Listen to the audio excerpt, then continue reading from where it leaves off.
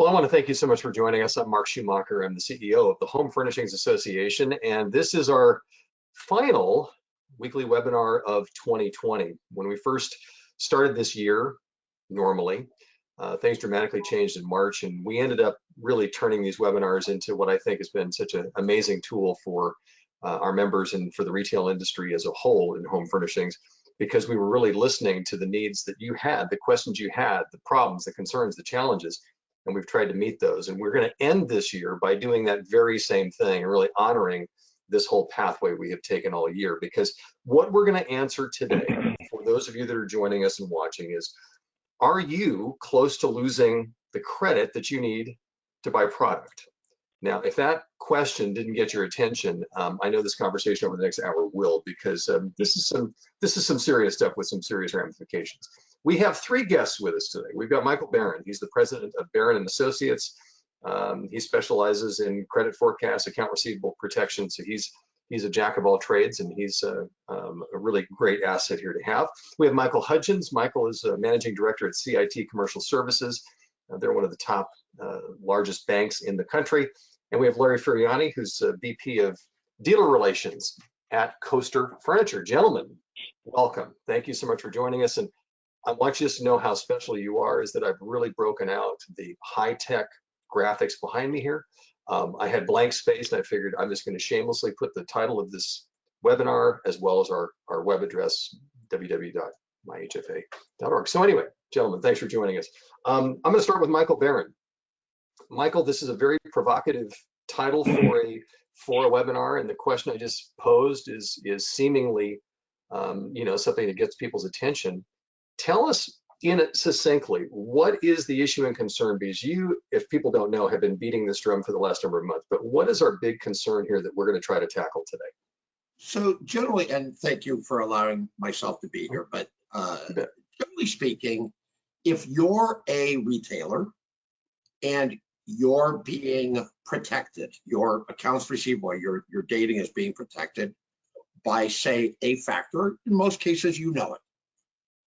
However, there's a very, very, very large, seemingly unknown tranche that's called trade credit insurance, where a manufacturer distributor will use an insurance policy to protect those receivables.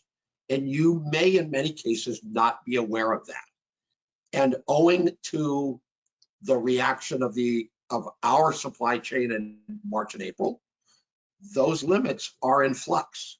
And so I think for my purposes being here today, we want to help you figure out, are you being insured? And if you are, what can you do to either keep it, rehabilitate it, or improve it?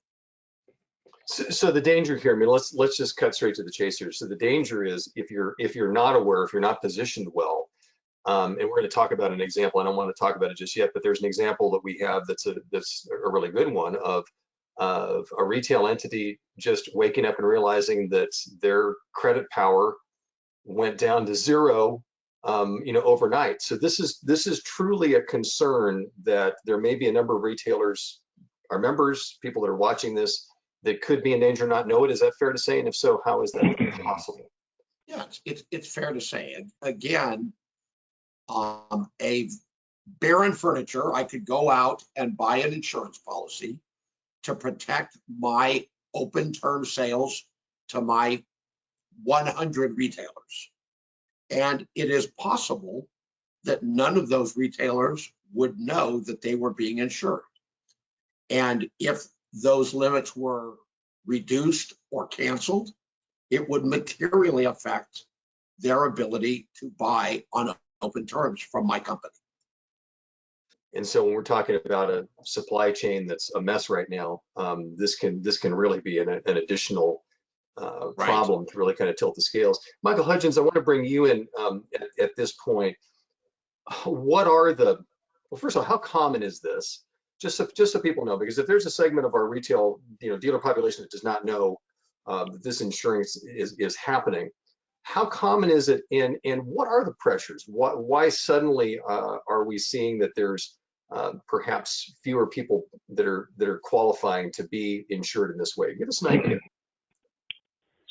So I think we've been through something unprecedented, right? This is not even the impossible happening. This is something that we never even contemplated. So March, April, we shut down. Everything shut down. Now, fortunately for our industry, for furniture, we were one of the earliest ones to get started back up. But in that shutdown, we found some weaknesses. There were weaknesses in the supply chain. There were weaknesses with the suppliers and with the buyers, the retailers. And so we're, now that we have experienced that and we have experience with it, I think our purpose here is to share those experiences to make sure that, the buyers, the retailers know what is possible and how they can best position themselves to make sure that we get through what may come again or something else that was, not thought to be possible previously. So Michael, if I'm a retailer, and to Michael Barron's point, if I'm not, certain whether or not there's anything that's any accounts being insured here or backed, how do I find that out? How do I know? Well, I think that the best thing to do is assume that someone is looking at your credit and making a determination. So think about it. A manufacturer, a furniture manufacturer or importer, they can either manage their own credit, they can outsource that to someone, to their outsource providers, their insurance companies, their factoring companies. So someone is looking at that credit and is making a determination of the appropriateness of the line amounts and in fact giving credit at all. So I think you gotta think about the fact that is important. It's important to the seller, whoever you're buying from. Your credit is important to them because so for a furniture manufacturer or importer, the biggest asset on their balance sheet is quite often their accounts receivable. For retailers, quite often the inventory. So retailers have, they have ways to protect their inventory, insurance or whatever. Manufacturers have ways to protect their biggest asset, the receivables. Like I said, they can in effect self-insure or they can outsource that. So I think that's an important point that the retailer should consider. I love that. I think we already have one of the takeaways for this webinar. You said assume someone is looking at your credit. Don't assume that's not happening. I think it's a wonderful way to lay that out. Larry Furiani, we've been talking about. You've heard the word manufacturer brought up here a few times already. How has this situation impacted you at Coaster, and how serious of a concern is this? Well, I think we can all agree that the type of business model here, for example, at Coaster is very diverse. Our client base runs the gamut from the traditional HFA member that has perhaps single store operations, has a particular credit assessment perception versus national account. So with the understanding that many different types of retailers and suppliers are listening to this conversation, one of the things I wanted to comment about, which I've learned through working personally with both Michael and Mike, there's a perception about risk assessment models. Companies like ours typically don't assess risk. We outsource that knowledge base. And companies, for example, like CIT and other companies we work with, are profoundly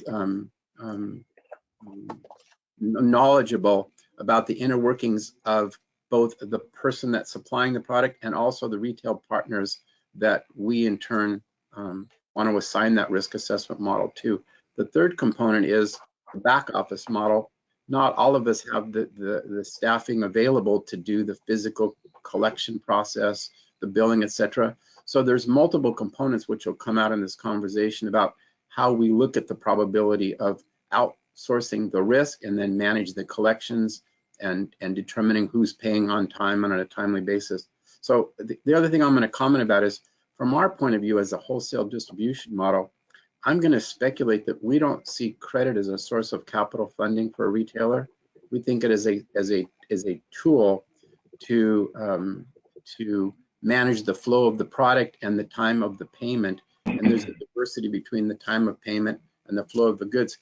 Companies like ours in the early days of our growth were basically cash and carry type individuals. We didn't assume there was credit to be offered or credit available, and writing check was a privilege. That's changed profoundly in the last 30 or so years. And having worked with Mike Hudgins in particular through CIT, there are some experts in this arena that have made furniture a very important part of their business model.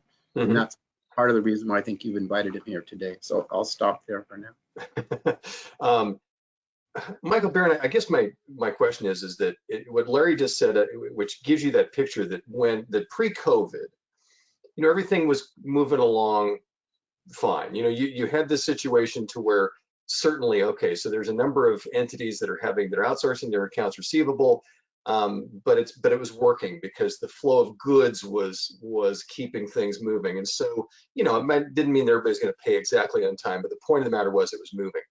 What was the key thing that dropped out? Was it just the fact that because of the stoppage of business that terms started changing, whether manufacturers changed the terms or retailers were not willing to pay at a certain clip?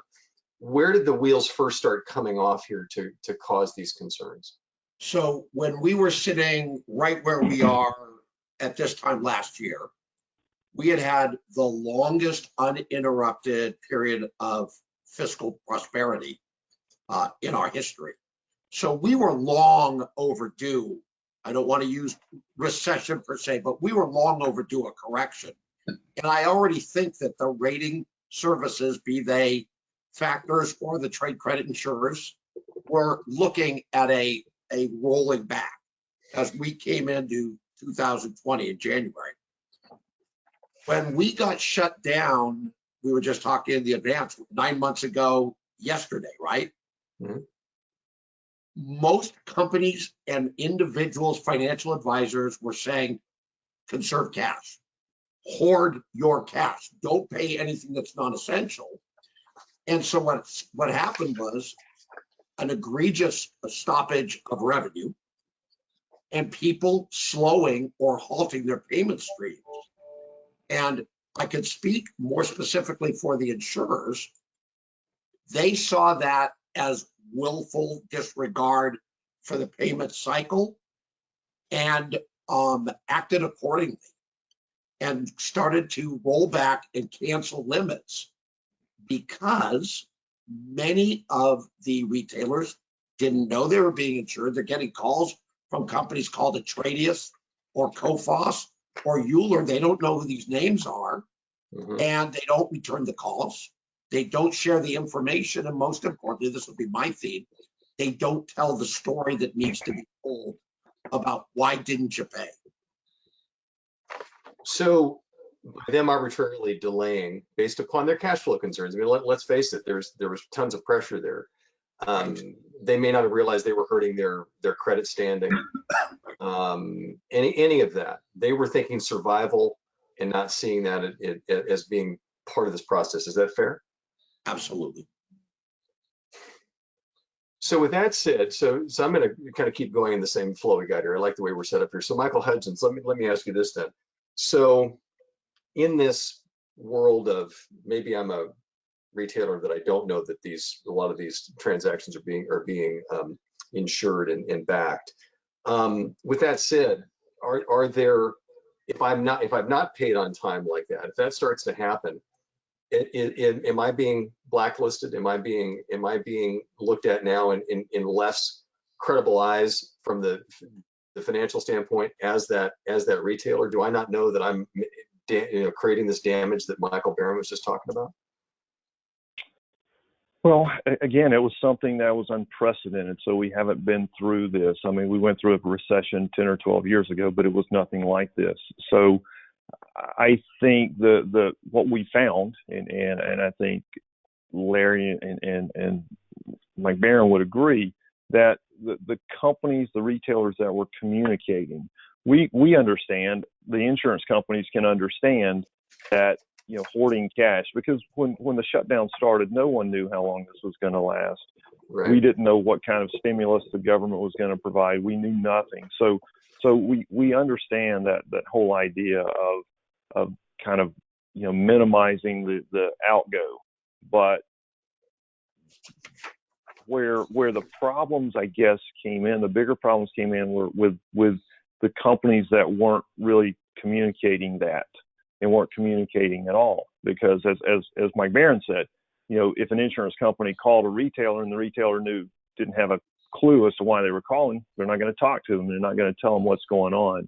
And to some extent it happened with us, and I'm sure with Larry and with his people too. As long as we were communicating, we were more comfortable about what's going on. But when there was no communication, then I think that's what kind of tended to cause concern for any credit provider, whether it's an insurance company or a factor or a bank. That it's that lack of communication. And a great point. And I want to just say this on behalf of all four of us. We're not pointing fingers at retailers and saying, this is willful stuff that you've done. We know that so many businesses, and still to this day, are concentrating on keeping their doors open with all of these things that are coming in. So this is not what this is. But you bring up a great point, because Larry, you and I have had conversations over the last 9 months where you have talked about this consistently, that there's been in certain circles a complete lack of communication between dealer and supplier. And this is just yet, I guess, another example of what can happen. But talk about that, because I know that there were some that were very communicative, that worked with manufacturers like you, and others that didn't. Yeah, so I want to start by affirming what you just said. My personal experience over the last probably 11 months, and then more recently the last 9.5 months, was that historically there might be a level of frustration and maybe even indignation. A lot of our national retailers that are progressive and very forward-thinking may not always have a financial statement that fully reveals their entire portfolio of assets or their worth or their real estate holdings. And so, unfortunately, sometimes, whether it's an insurance company or a factor, they may have limited data available, and typically they don't necessarily request that data unless there's a purpose behind it, or an inordinate amount of request for something greater than is typically the case of the intermediate ourselves. So in those instances, we sometimes became the intermediate on behalf of the insurance companies or the factors and sought to fulfill that role on behalf of the retailer. I think what we started to see happening is there were many retailers that obviously had the ability to pay on a timely basis, but knew from an operational standpoint, it made sense to conserve cash. So, Sure. So for the first time in history, a lot of companies like ours and competitors similar to us probably tried to be the intermediates and fill some of that need, and asked, and I think the term we often use lately, and it started coming on February, is we asked all these retailers to sort of open up their kimonos and show a little bit more than they might typically, because my impression is every retailer that we contacted and every retailer that had concerns was more than generous with their time and their availability. And when they realized it was a sense of urgency and who it was that was trying to contact them, I saw owners of very large retail companies talking to senior people like Mike Hudgins and Mike Barron and other factors who in the past maybe didn't even have a relationship with one another. As soon as those relationships started forming, it's amazing. We used to say in the old days, back in the Levitz days, sometimes Levitz would sneeze and the whole world would get pneumonia. And it's not so different today. A lot of our risk assessment people that are sort of behind the curtain at some of these major banks and lending institutions, they really have very little to go on. It's not like social media in my estimation. So I think I have to compliment most of the retailers that I know personally that went out of their way to make themselves more visible, but we're concerned about a second wave now, and we don't want to be complacent.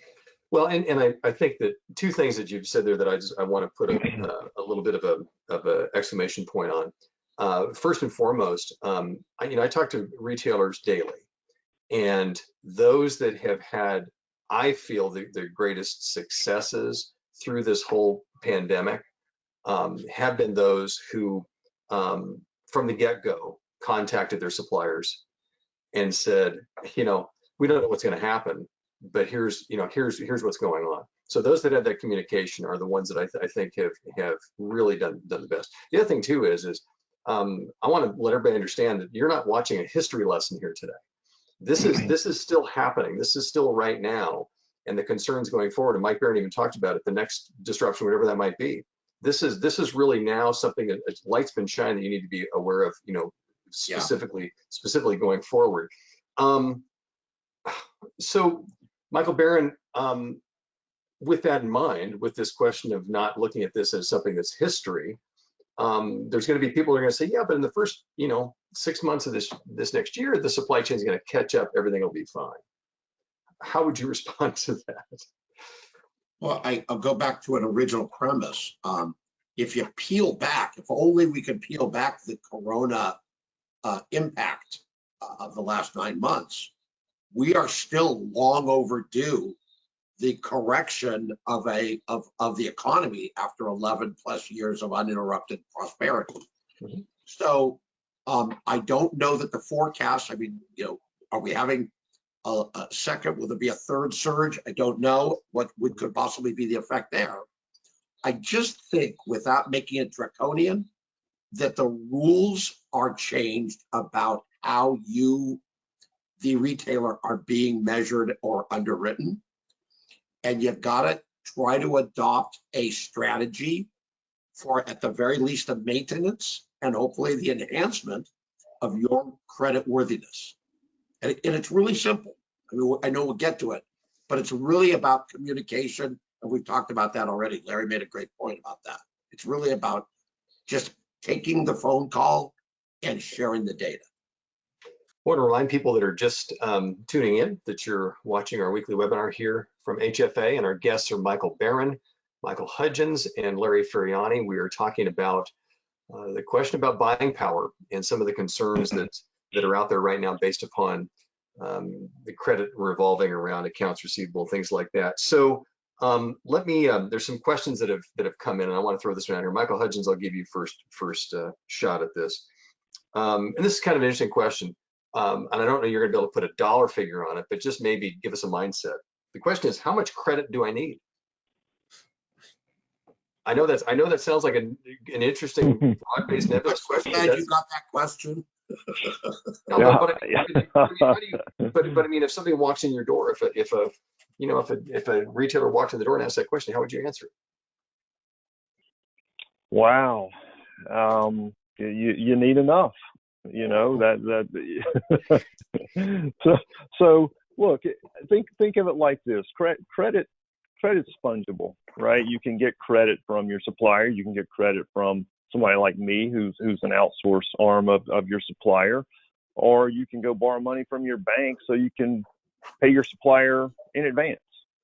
So you've gotten credit from your bank if you've done that. So you need enough to run your business, or you need enough that credit. I mean, credit is part of your capital structure. If you have plenty of cash, you don't need credit, but you need enough credit to fill that hole in your capital structure. That's what we're looking at. And like I said, that credit can come from the bank. It can come from your vendors. So it's, depends on your capital structure and how much money you have in the business. The less you have in the business, the more credit you need. Michael Barron, I want to throw something back to you real quick. We can say this. All businesses, but certainly let's just talk about our sector here, has probably never been more aware of cash burn and cash flow. This has forced that. I mean, when your doors are closed, you're forced to think that way. Put this in the pecking order for me. If I'm a retailer and I'm so focused on cash flow continuing like this, where does this fit in? How should I prioritize this within all of the other concerns I have about keeping my business running? I mean, I don't know that I'm qualified to give that a granular answer to that. I mean, I think what you need to manage, like Mr. Hudgins says, is what do I need to run my business at bare minimum? Two, what do I need to grow my business? And then, because I try to think positively, What do I need in order to put stress on my competition so that I can grab market share during a transitional market? I mean, I don't know, I kind of want to throw it back to the banker. I'm sorry. Well, yeah. I mean, it sounds like a simple question, but I think that I think we're starting to get to the spirit of what that question is just sort of like, how do you, and Michael Hudgins, you did a good job there basically saying, you need to really look at the whole overall picture and where you are from a cash standing, and really understanding then where the gap is and what you may need as far as, the credit to be able to get, to get what you need to get.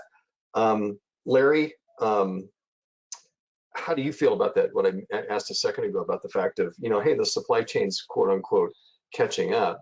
Do you see that really helping to push this concern aside, or do you think that this is going to be an acute situation regardless of when and how the supply chain comes back? So I have a theoretical concern because it was part of the, historically when we look back at this, and I keep going prior to 2019, the lead times for the category in home furnishings typically were manageable and acceptable to both the manufacturer, the retailer, the supplier, and the supply chain. Because of the extended amount of time that we perceive that it's going to take for our manufacturing partners to catch up, as they say, depends on when we look at the definition of risk. At what point do we assume risk? Is it at the time the buyer issues the order to the seller, and at which time, if he has a cap on his exposure of $100,000, and he starts to order product at a greater rate in anticipation of needs that he'll have probably in 3 or 4 months because he doesn't have the physical product now, versus does the risk assessment model start at the time of invoicing? So there's a differential now. It's extending the potential for delay that would allow the bank or the, and I want to say this thoughtfully because Mike said bank. I don't think we're using CIT as a bank. I think they're in a company like ours, they're a facility for risk assessment model and for processing of the paperwork. But we're not asking Mike to loan us money against the risk exposure of that account, nor are we asking the bank to loan us money. Companies like ours, perhaps we do, perhaps we don't. Pledge our receivables as one of our assets. Maybe we borrow for other reasons. But if the retailer presumes that we're asking as an intermediate and providing a banking function and actually loaning money, I don't think that's necessarily what's happening today. I think we're just simply saying, and I use this analogy, a lot of times I get these YouTubes that say, don't eat this, don't invest in this, don't visit this website, there's a big warning sign. And today it was more like saying, you need to know the following things, but it takes an hour to find out what those things are. I think at the beginning of the call, it became very apparent at the beginning of this webinar that we formed a partnership for the first time in history with our retailers, our suppliers, our accounts receivable lenders, our factors, and our manufacturers. And we're all sharing the same levels of concern and frustration. And I see the communication being much more of an advantage, but the delays are going to affect us all. And I don't think the bank can solve that problem for us. So that's why I keep coming back to the realization that if you're going to have more product on order, and whether it's invoiced or not, the lending institution is going to take that part of the risk assessment model, then you're going to need more available risk assignment than if you could get your goods every 30 days or every 15 days or every 10 days or take it out of stock from a local warehouse. So as long as we have these delays, these long lead times, there's going to be additional risk. That's just the nature of it, right? I mean, if you're talking about extending that, I would call it risk. I would call it exposure. Okay. For the capitalization of the total amount of product having on order. We don't look at it as risk until we send you a bill, but we have commitments to our manufacturing sources far extend beyond what the retailers are doing. Michael Barron, jump in, because this whole situation about looking, as the supply chain quote unquote does or doesn't catch up, we're still talking about the lead times are just crazy. So as that gets further out here, I imagine that exacerbates things to a certain level.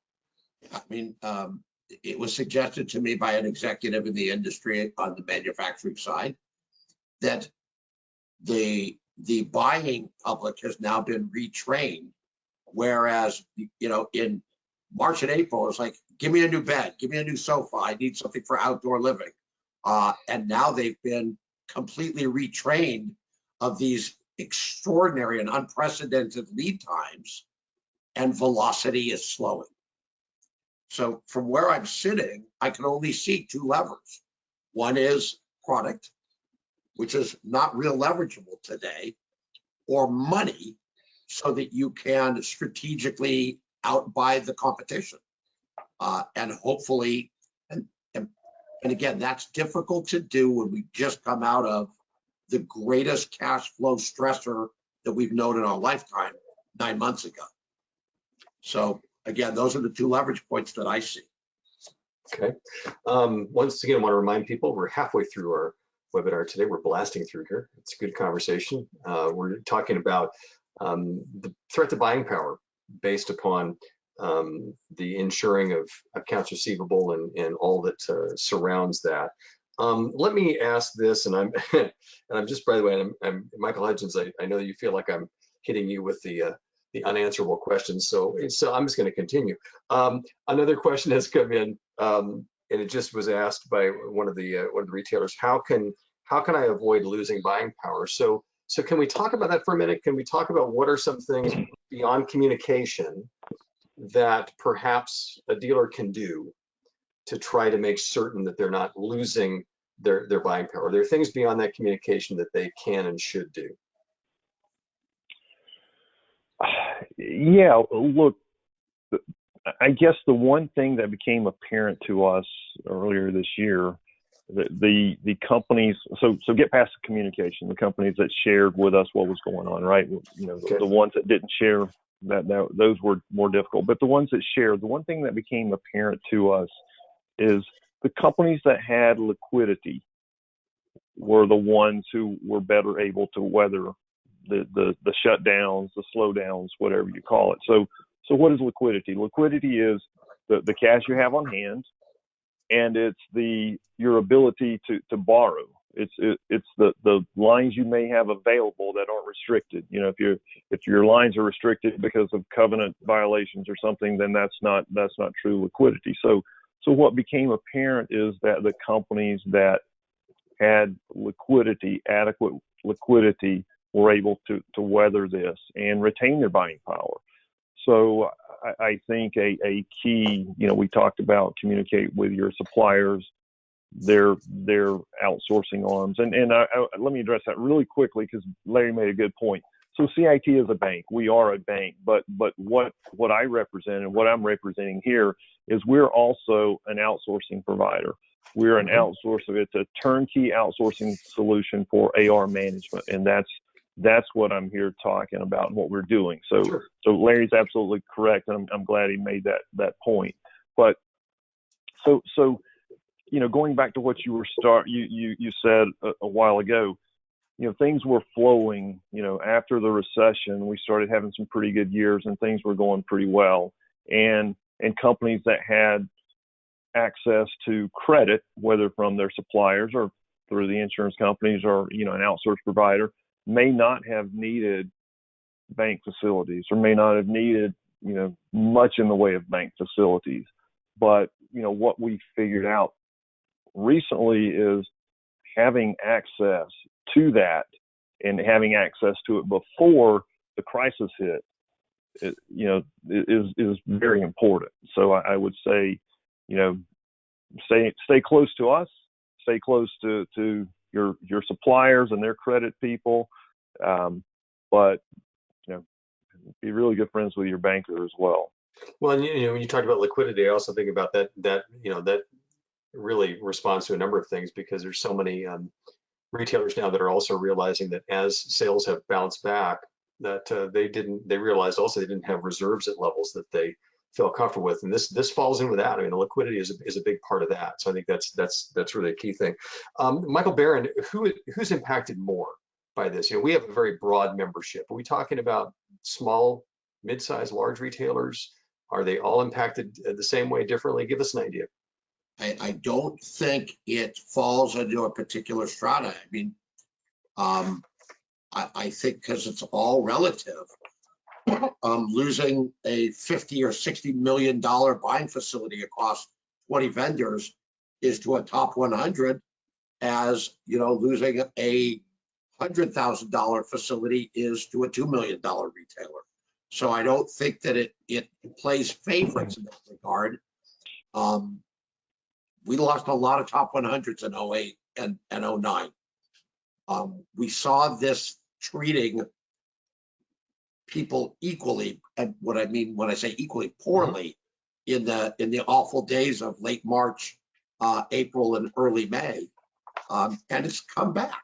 But again, I don't believe it's ever going to be what it used to be. You need to be more involved in the process, and I believe it's going to be like that because we got so blindsided last March. Okay. So Larry, let me toss that your way as well. Did you find are the things that we're suggesting here for dealers to manage these types of situations going forward?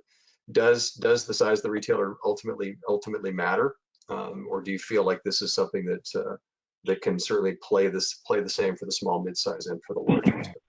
So I mentioned this to Mike earlier before this conversation took place. I did some research.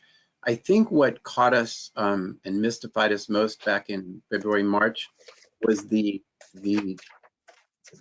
wholesale perception that swept our entire industry that there was risk beyond the willingness of the insurance company to accept, which had nothing to do with the furniture industry per se. We didn't even know if we were essential at the time. We didn't know what the outcomes were going to be. But there were industries, for example, apparel is one that I was told about, major department stores that were potentially at risk of survival. And so as a result, we became victimized by the perceptions of maybe the insurance companies that these other industries would have such excessive losses that it would impact us indirectly. So we had to rebuild, and that's why I'm complimenting specifically people I know that are in HFA as an example. They were proactive and started understanding that if we work together, both buyers and sellers with the, I call them lenders, but they're really insurance companies or factors, that that visitor would give a degree of comfort. And so we started, I think, to become a little bit more favorable in the eyes of, in this case specifically, I know CIT and some of the other factors that we use, maybe less so with the insurance companies. But today, if I ask those the same insurance companies, they're going to say, well, things started getting a little bit better for you guys. There's still some problems in other industries that we have to take into consideration because the investment is in total risk throughout global economies, and we're just a segment of that. I'm going to throw this one in there, and I'll make this open to anybody that wants to jump in. We're not naming names specifically, but this is just something that I found to be unbelievable. And we mentioned this, by the way, in some of the promotion for this webinar, that we know that overnight, a retailer that will not be named lost $60 million in buying power overnight. How does that happen? Because if it can happen to a big guy, it can happen to the corner retailer as well. How does that happen? I'll start on that one because I was involved in that particular one. So you have a top 100 retailer who is being at the exact same moment protected by, or you have 24 to 30 vendors protecting against bad debt risk using a single insurer. Okay. Unbeknownst to the retailer. Again, generally speaking, in factoring, you know you're being factored because in more situations than not, you're writing that check to the factor. You have an interaction with the factor. And by the way, the leading factors, certainly CIT being at or near the top of that list, has a long presence and brand in that regard, as do the other top 2, 3, 4, 5. Mm-hmm. But people don't know these names, Euler Hermes. They don't know Coface. They don't know Atradius. And if you put the three together, one of them being far greater than the others, I believe that they are protecting right now 20 to 25% of the non-big box wholesale furniture industry. and half of that is unbeknownst to the retailer. Wow. So this large retailer then had no idea that a number of their vendors were backed by the same insurer. Is that what I'm hearing? And then so how did the credit become at risk at that point? Was that based upon non-payment, or do we know? There was some substandard payment performance, as there was systematically across the supply chain. Right. You know, we went dark on March 15th, and by April and May, things started to slide. But this person would have, as a SOP, gotten a call from the insurer to try to explain this. They don't know who's calling them. They Right. ignore the call, and the limits are pulled. Wow. Wow. And that's a bite. I mean, that's, I don't care how big you are, that's a bite. I won't, but I could share a half a dozen situations that are bigger than that. I mean, they exist out there. But this is the cautionary tale. This is the cautionary tale. It does not have to, because the retailer is probably a very successful, lucrative retailer. I mean, it's not like this is somebody that's on the skids. This is just based upon this situation that it just one thing compounded to another, and the next thing you know, the bank's going, what's happening here? And they've got to move in some respect, right? Because they've got the risk. That's amazing to me when I hear that. Michael Hudgins, I think without getting you too deep into that as well, is that from your standpoint, is that a good example of the sort of the chain of how you can go from business as usual to then all of a sudden looking at a buying power that goes down to zero? Is that a pretty good example of the things that lead up to that? It is a good example. I mean, that's an extreme example, and I don't know that in most cases there's that, a cut that quickly, right? And it could be that, with deteriorating performance, instead of that buying power going completely away overnight, as Mike was talking about, or as you asked about, maybe it reduces gradually as whoever the credit provider, as that credit provider sees that deterioration in financial performance, deterioration in payment, whatever, right? Deterioration in, go back to communication. So, it does happen that way. That was an extreme. The overnight loss is an extreme. More often than not, though, it's a gradual thing versus, so a retailer may see a gradual loss or gradual decrease in their buying power because their credit line is reduced gradually. Larry, let me talk about communication for a second. I know that there are probably some retailers out there, small to mid-size in particular, that when you're faced with a crisis and you pick up the phone and you're calling one of your lead suppliers, let's say it's you, let's say it's Coaster, and you're calling that supplier, there's a great deal of anxiety that comes from that.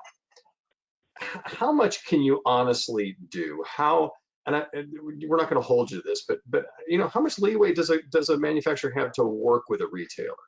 I know that a lot of them that are listening to this are probably going, well, but what'll that do? They're just going to tell me I need to pay my bill. How much can they work with you? What does it look like? And do you have, without naming names, is there a good example of how working with a retailer really came out in the best for everybody involved?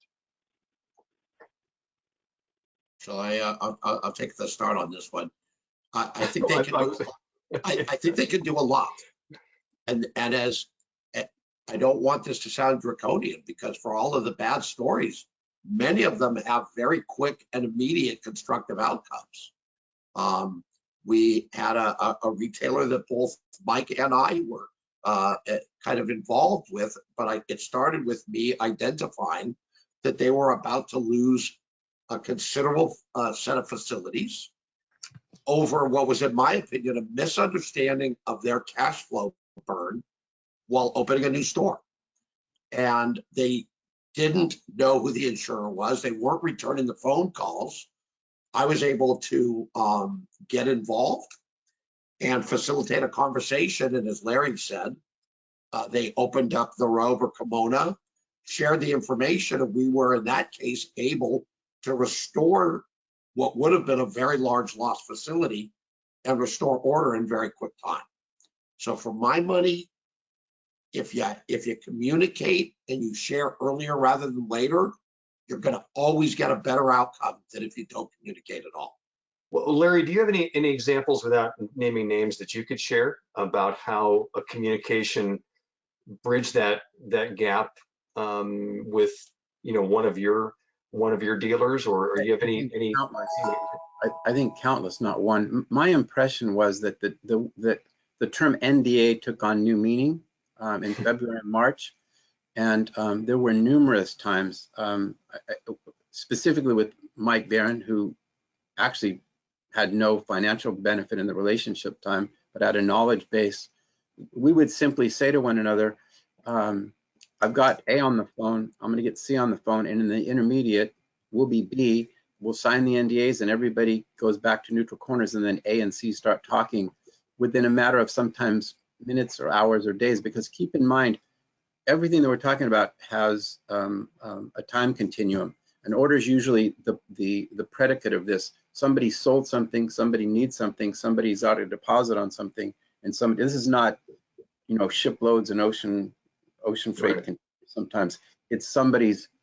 We would constantly say at the other end of this transaction is a consumer waiting patiently without knowing all the challenges that we're facing as intermediates. So our goal was to try to satisfy that consumer. I think I can name numerous major competitors of ours that I shared this same sentiment with, and they all felt the same way. So I think we thought we would become facilitators and try to connect the dots.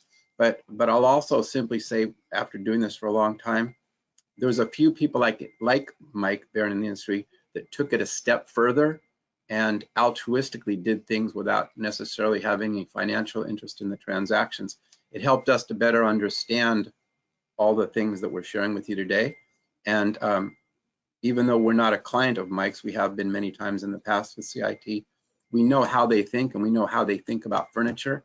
And I know that anytime I had a problem, I could and did call Mike Hudgins, and he'd give me advice on how to handle it, even though he didn't have a stakeholder. Is that fair to say? So we had a lot of help behind the scenes. We have a factor ourselves, not CIT, that took inordinate amounts of risk because they had history with these accounts. And the advantage, like Mike said, is sometimes that factor is ensuring 15 or 20 different vendors unbeknown to the retailer.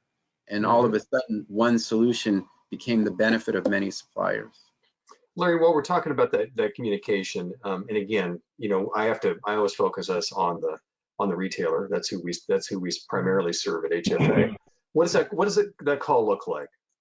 So if a dealer needs to, have a conversation with you about some issues with accounts receivable, et cetera, what does that conversation look like? How do they go about that? Let's just give them a quick nuts and bolts on what that looks like. Well, unfortunately, many times more than not, we have a large sales organization, much like some of the other suppliers we have here. And like I said, somebody sneezes and the next person gets a cold. Usually it's some panic. I got an order, I got to get shipped, and all of a sudden I have no credit. How could that happen? I know these people. I grew up with their kids. I went to high school. I played basketball. I know these people. They're good for it. Well, okay. Now, how do you take that information and communicate it to a person that sits in a probably in a room without windows that does risk assessment planning? That's our perception. Who probably never heard of the retailer but has exposure to their payment habits. So one of your questions from one of our members was, well, how do I improve my credit, or how can I get more credit, or what do I do? Well, sometimes it's as simple as just simply saying, if you have the ability to pay, you can have twice as much credit if you pay in 15 days instead of 30. If your normal billing cycle is 30 days and you start to pay in 41 days and you create a history for it, they'll probably be palatable and let you go. But the minute you start paying in 47 days, you become a risk factor. So these algorithms have been very sophisticated through time. So we had to learn a little bit more about how they're viewed as a risk. So when we talk to the retailer, we simply say as thoughtfully as we can, we are not your bank, but we are here to facilitate a relationship that exists between the people we chose to guarantee your risk. And so we just open up the dialogue. I think most of it have done it on the wholesale side. I'm sure owners of companies have had to deal with this. I'm sure credit managers have had to deal with it. And I'm sure there are people that do credit and collections in these manufacturing companies and these importers that simply say, how can I help you get this consumer's merchandise to him as quickly as possible, knowing that there's a timeline and the clock is always running. And I'm just going to keep saying, your members went out of their way, I think, in the last 6 months, our members, to help shorten that. But it's not as bad as it was. You know, it's kind of a low-grade infection right now. Michael Barron, I want you to kind of jump in here for a minute, because you talk about being the go-between in certain conversations like this. So what are the things that you feel that if there's a retailer that feels they're at risk in this situation, what are the things that they need to bring forward in these conversations to try to alleviate the problem? You know, when I started at this 10 years ago, it was kind of a little secret. It's not a conspiracy. And generally, a lot of the manufacturers and distributors didn't advertise that they were using these facilities. So the very first piece of advice and takeaway is ask your reps, are you insuring my accounts receivable? I need to know, because I want to actively and constructively participate in that process. And then once you do that, we can help educate you on how to have that dialogue. But I think a bigger takeaway is don't just share good news. If you have bad news, get out in front of it. Kind of like spin doctoring. You want to try to tell the story. Factors and the insurance companies appreciate and probably give better access to those who tell the story before the news is bad. If they're chasing you and you're not picking up that phone, you're going to be treated not as well, forgive me, you will not be treated as well as if you called them proactively and said, here's my situation, I want to share it with you, how can we work through it? Okay, great takeaway. And this is something, as we've said, based upon the current situation, that could happen again. This could be something that a lot of retailers are going to have to manage at some point. And again, get out in front of it. I like that a lot. Michael Hudgins, I want to ask you, and again, maybe this is unanswerable, but I'm sorry. It's always fun to go after the financial guy. He's getting all the breaking balls. He's getting all the breaks. So let's also just clarify one thing. We've been talking about credit today in relationship to these specific types of transactions and things. But should the retailer, the business owner, not confuse this fact that this is not just one area of credit? They need to look at their entire credit situation here, because there may be a lot of other aspects of their business that they're leveraging. So my question for you is not to think that this is something separate from that. Is that fair to say that they should think about this globally with all of their credit concerns and needs? Yes, absolutely. And that's what I was trying to get to before when I said, think about, that whole liquidity. So it's liquidity. Think about your entire financial situation. And then as Mike and Larry were just talking about, be willing to communicate that, right? So you have a financial picture. It's the capital you have in the business. It's how you're doing performance, from a profit and loss standpoint, from a cash flow standpoint. It's what your balance sheet looks like. So all of that is of interest to a credit provider, whether it's us or a bank or the manufacturer's own internal credit team. So be willing to think about that and be willing to talk about that. And Larry mentioned something a minute ago. We've talked about communicating a lot. We've mentioned you got to communicate, but more than communicate, Larry mentioned relationships. And I will tell you that I guarantee you there are people on this call or that are watching that have a relationship with someone at my organization. They know they're on a first name basis with them. And so, this goes back again to one of your previous questions. What can companies do more than communicate with us? Have a relationship with someone there. Have a relationship with Larry, or a like person at your other suppliers. And in that relationship, if you have a relationship with someone, then you build trust, and then you feel better about sharing information about your entire picture. And as Mike Barron said, that can be negative information, or it can be good. We don't want to just hear the good, but if you got that relationship, you're comfortable sharing. And so it's more than communicate. It's a relationship where you're comfortable communicating. Well, now I like what Larry said a little while ago too. Is it safe to say also that NDAs are something you can ask for and say, I really don't want this shared? I mean, there's a lot of people that's a safety net. Is that fair to say that something as simple as that is saying, can we have an NDA on this, and then I can feel comfortable giving you all the details? Would you guys agree? Is that something you should ask? Sure. Well, yeah. Sure. Okay. Yeah. I mean, we're glad to do NDAs. Not a problem. We do them all the time. Again, I'm sure we have NDAs with some of the people that may be tuning in today. But we also have relationships. Well, I should have had one we of these also with have the three of them on this relationships call. with people who don't feel the need. So gotcha. Well, let's do this. We're coming toward the end of our time here. I want to review some of the key takeaways today, and there had been many, as we had thought, off the top of this gathering today. So let's put those up on full screen here. We're going to look at what are the primary takeaways, and let's see here. And hopefully the team is going to pop those things up. If not, I can dramatically read them.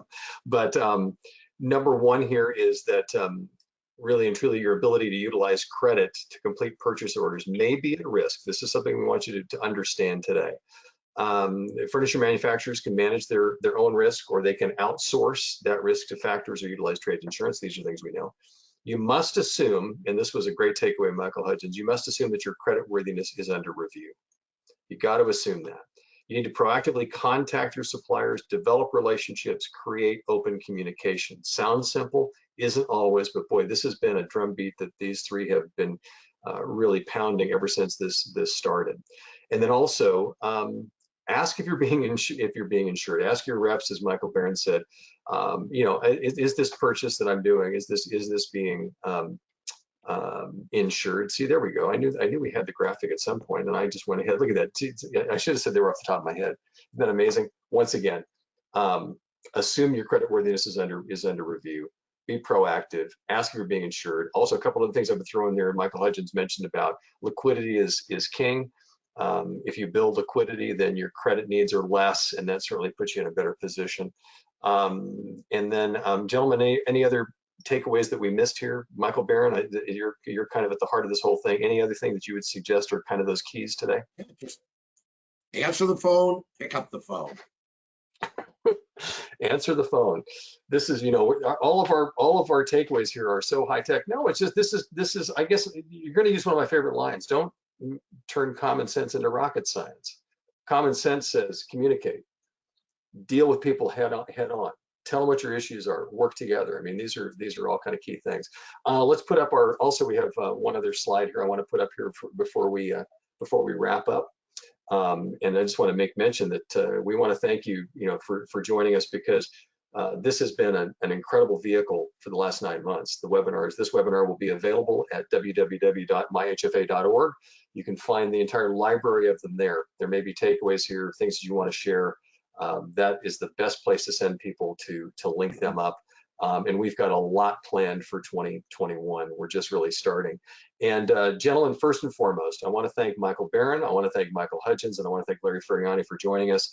Gentlemen, for the three of you, I want to wish you good health and happiness through this, not just this holiday season, but into the new year. And for all of you that have joined us, there's one thing that I think is incredibly clear, is that the team at HFA, I'm very proud to say, as their leader, and I'm very blessed to be able to say that every single day they are fighting for you, our members, for other retailers that we want to have join us, and for this entire industry.